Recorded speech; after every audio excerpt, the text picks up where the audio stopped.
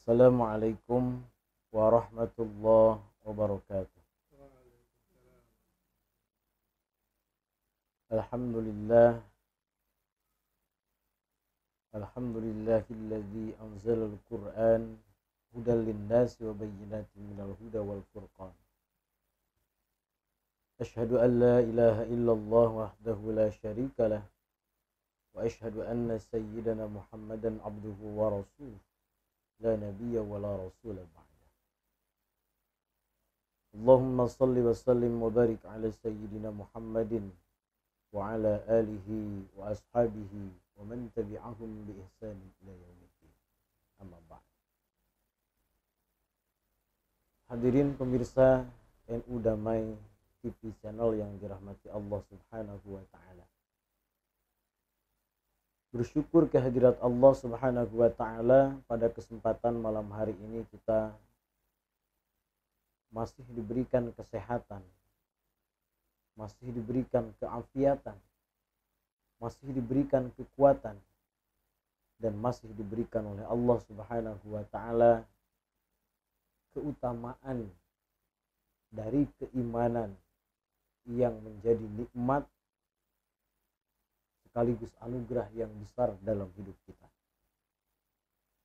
Dan bersyukur kehadirat Allah Subhanahu wa taala pada malam hari ini juga kita sudah masuk hampir setengah daripada bulan Rajab, di mana bulan Rajab ini merupakan bulan haram sebagaimana yang sudah dibahas beberapa pertemuan yang lalu. Dan untuk mendapatkan keberkahan yang lebih di bulan Rajab ini, insya Allah kita akan lanjutkan kembali pembahasan kitab At-Tibyan kita yang dikarang oleh Imam An-Nawawi, di mana kitab ini mengajarkan kepada kita berbagai macam tentang adab, tentang keutamaan bagi orang yang membaca, menghafal dan mengamalkan Al-Quran. Wa an Mu'adz bin Anas radhiyallahu an, dan dari Mu'adz bin Anas radhiyallahu an, mudah-mudahan Allah Subhanahu wa taala memberikan ridha pada Mu'adz dan Anas, anna Rasulullah sallallahu alaihi wasallam, bahwa Rasulullah sallallahu alaihi wasallam qala, bersabda, Rasul, man qara'al Qur'an, man utawi sopane wong, siapa, barang siapa saya yang membaca Al-Qur'an, wa amila, dan barang siapa yang mengamalkan Al-Qur'an, bima fihi, dari isi kandungan Al-Qur'an, maka albasallahu walidayhi taja, maka Allah Subhanahu wa taala akan memakaikan walidayhi, kepada kedua orang tuanya, tajan, yaitu mahkota. Kapan dia dipakaikan mahkota oleh Allah? Yaumal qiyamah. Jadi orang yang membaca Al-Quran saja, kemudian mengamalkan isi kandungan daripada Al-Quran. Jadi orang yang berkaitan dengan ilmu Al-Quran itu ada alimul Quran, ada orang yang paham dan alim terhadap ilmu Al-Quran, ada amilul Quran, ada orang yang mengamalkan isi kandungan Al-Quran. Ada juga yang kedua-duanya, dia alim terhadap ilmu Al-Quran, dia pun mengamalkan ilmu Al-Quran, apa yang terkandung di dalam Al-Quran. Maka kata Nabi Shallallahu Alaihi Wasallam, Allah Subhanahu Wa Taala akan memakaikan kepada kedua orang tuanya, yakni tajan, mahkota. Kapan? Yaumal qiyamah, yaitu di hari kiamah. Di hari kiamah. Dalam penjelasan yang lain yang disebut dengan mahkota yang nanti akan diberikan kepada orang tua yang anaknya rajin membaca Al-Quran, bahkan dia sampai hafal Al-Quran, kemudian mengamalkan isi kandungan Al-Quran, mahkota tersebut dinamakan dengan tajul waqar. Gitu. Atau ada juga yang menyebutkan mahkota tersebut diberikan nama tajul karomah. mahkota kemuliaan. Kapan? Yaumal qiyamah. Salah seorang ulama menceritakan kepada kita bahwa prosesi pemberian atau pemakaian tajul karomah itu nanti disaksikan oleh para nabi Allah Subhanahu wa taala, disaksikan oleh orang-orang yang soleh. Ini sebuah kebahagiaan.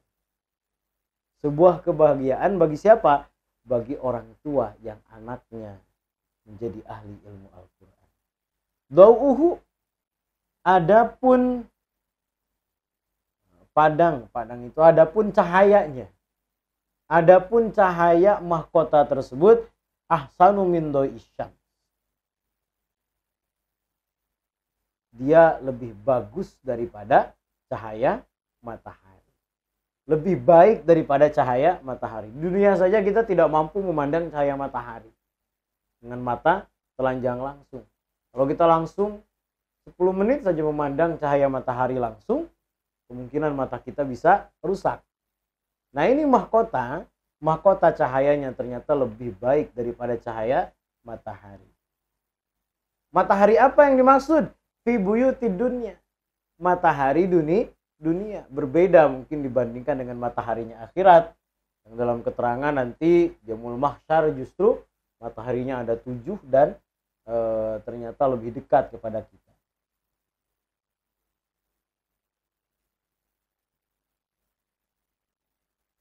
Nah, ini hadis ini diriwayatkan oleh Imam Abu Dawud.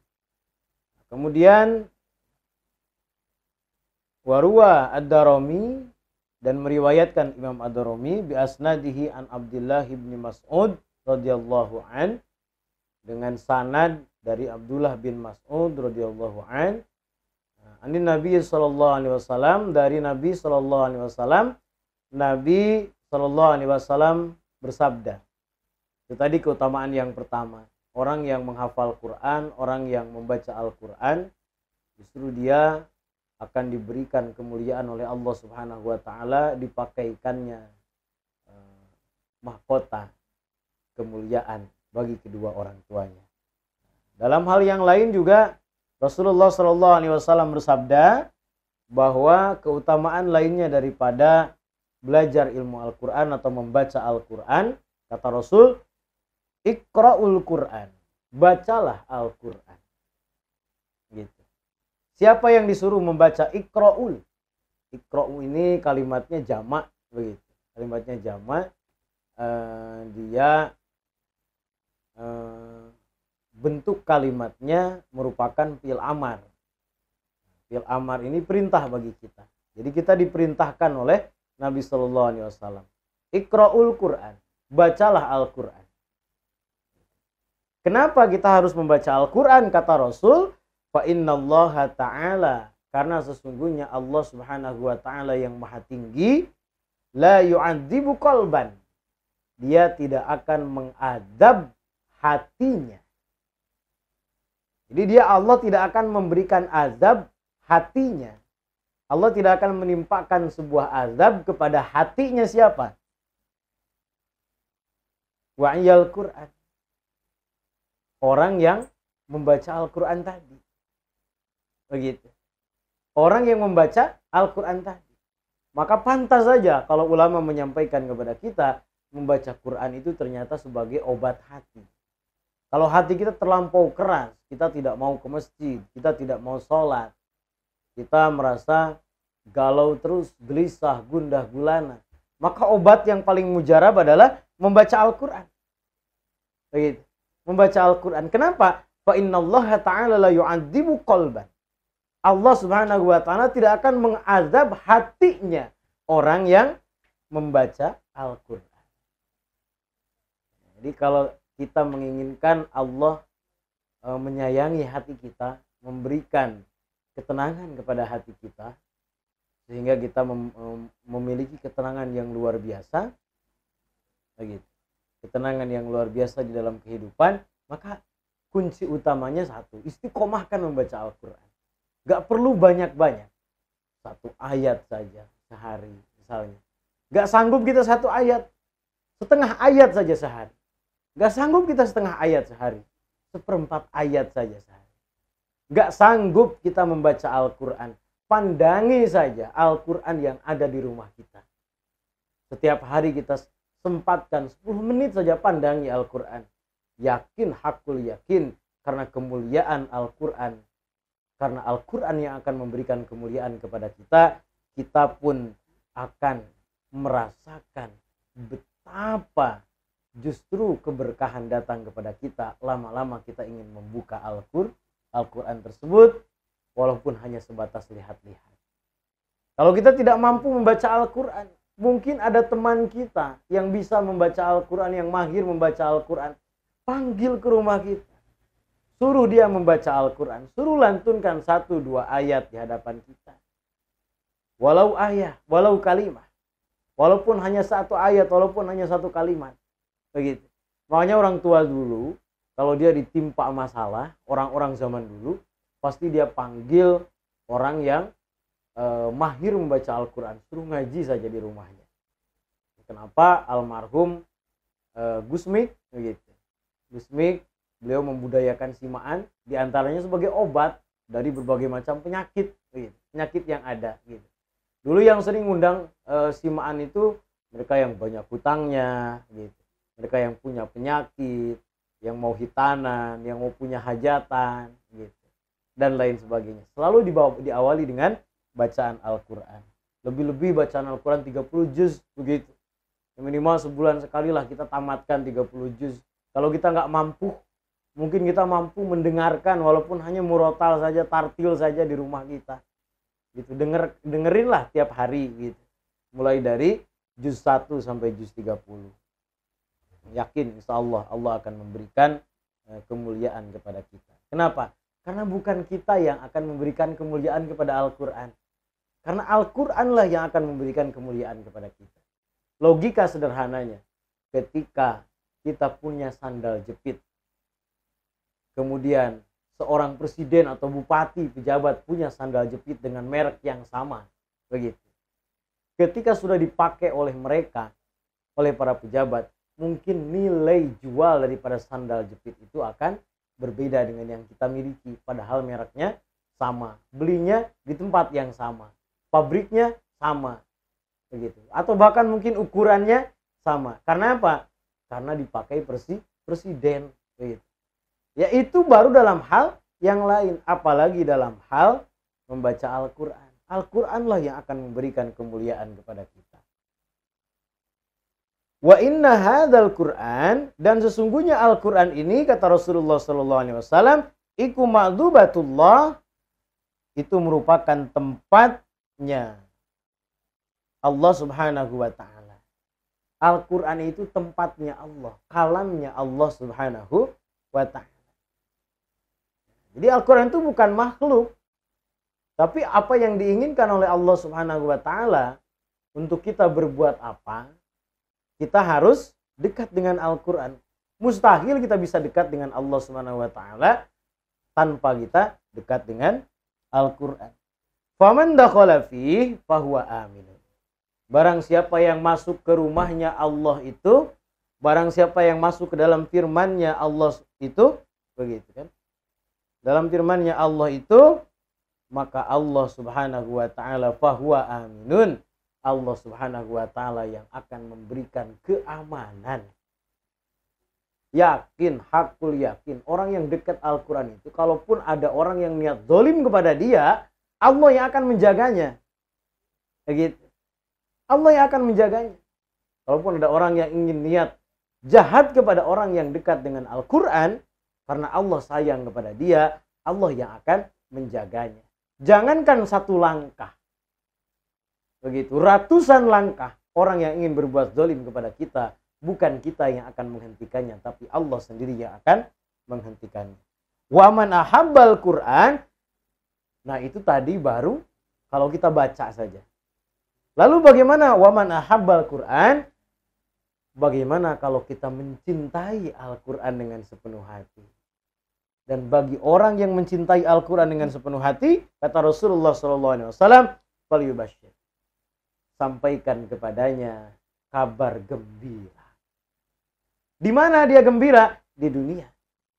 rizkinya insya Allah dijamin oleh Allah Subhanahu wa Ta'ala, kesehatannya dijamin, begitu, kehidupannya pun akan dijamin oleh Allah Subhanahu wa Ta'ala. Kenapa? Karena dia akan mendapatkan kebahagiaan. Itu keutamaan lain daripada mempelajari, mencintai Al-Quran, membaca dan mempelajari, mencintai Al-Quran. Hadirin yang dirahmati Allah Subhanahu wa Ta'ala. Kemudian berikutnya wa'an Abdul Hamid Al-Hamani qala. Dan dari Abdul Hamid Al-Hamani, beliau berkata, kata Abdul Hamid Al-Hamani, beliau berkata, Sa'altu Sufyan Ats-Tsauri, bertanya kepadaku Sufyan Ats-Tsauri. Siapa Sufyan Ats-Tsauri? Imam Sufyan Ats-Tsauri. Kata Imam Sufyan Ats-Tsauri, ani rajulun yaguzu ahabba ilaika au yaqra'ul Qur'an. Begitu. Kata Imam Abdul Hamid Al-Hamani berkata kepada Imam Hasan Ats-Tsauri, bertanya beliau, wahai Imam Sufyan Ats-Tsauri, mana yang lebih bagus, mana yang lebih engkau cintai? Orang yang berperang, begitu, seorang pemuda yang mengangkat senjata untuk berperang, atau orang yang membaca Al-Quran? Maka Imam Sufyan Ats-Tsauri menjawab, faqala yaqra'ul Qur'an. Dialah orang yang membaca Al-Quran yang lebih aku cintai. Kenapa kata Imam Ats-Tsauri? Kata Imam Sufyan Ats-Tsauri, li'anna Nabi sallallahu alaihi wasallam, karena sesungguhnya Nabi sallallahu alaihi wasallam bersabda, qala khairukum man ta'allamal Qur'ana wa 'allama. Jadi ini perbandingannya. Mana orang yang lebih gagah nih, yang lebih dicintai oleh Imam Sufyan Ats-Tsauri? Dia pemuda yang berperang atau pemuda yang baca Quran? Kata Imam Ats-Tsauri, aku lebih suka, lebih cinta kepada pemuda yang baca Al-Quran. Kenapa? Karena Rasulullah SAW bersabda, khairukum man ta'allamal Qur'an wa 'allama. Sebaik-baik di antara kalian semua yaitu orang yang belajar Al-Quran dan mengamalkan Al-Quran. Kalau sudah berbicara khairukum, begitu kan? Ini sudah berbicara masalah perbandingan. Dibandingkan dengan yang lainnya, kata Rasul, orang yang paling baik itu adalah orang yang belajar Al-Quran dan mengajarkan ilmu Al-Quran. Ini sebagai penutup dari bab pertama. Insyaallah di pekan depan kita akan masuk ke bab yang kedua. Ini bab kedua ini menjelaskan fi tarjihil qiraah wal qari ala wajhihima. Itu menjelaskan tentang tarjihnya bacaan dan bagaimana adab kita menghormati para qori, begitu, orang-orang yang paham ilmu-ilmu Al-Quran. Kadang-kadang kita lost, begitu. Kadang-kadang adab kita jauh, begitu. Bagaimana orang yang ahli ilmu Al-Quran itu dia adalah orang yang dicintai Allah Subhanahu wa Ta'ala, seperti tadi disampaikan, begitu. Tapi kita justru malah membenci mereka. Naudzubillah, summa naudzubillah. Mudah-mudahan kita dikelompokkan kepada orang-orang yang membaca Al-Quran, mencintai Al-Quran dan mengamalkan Al-Quran, sehingga kita mendapatkan kemuliaan di dunia dan di akhirat kelak. Kiranya itu saja yang bisa saya sampaikan pada kesempatan malam hari ini. Kurang dan lebihnya mohon dimaafkan. Mudah-mudahan Allah Subhanahu wa Ta'ala menjadikan kita orang yang senantiasa istiqomah di dalam belajar, baik dalam urusan dunia ataupun dalam urusan akhirat. Urusan dunia kita berbuah pahala, demikian juga dengan urusan akhirat kita.